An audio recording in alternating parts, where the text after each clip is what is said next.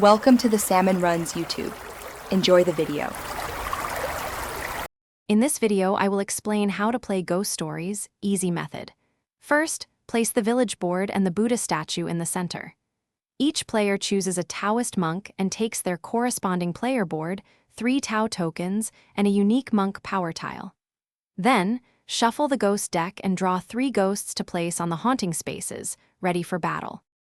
During your turn, you'll first perform an action.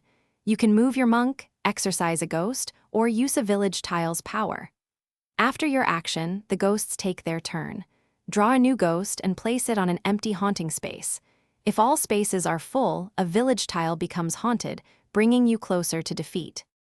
To exorcise a ghost, roll the 3 colored dice and match the required colors shown on the ghost card. You can spend Tao tokens to re-roll dice or change a die's color. Successfully exorcising a ghost removes it from the board.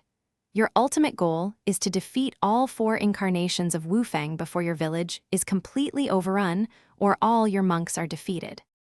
You lose the game if 3 village tiles become haunted, or if all your Taoist monks are defeated by the relentless ghost attacks. This easy method helps you grasp the core mechanics quickly.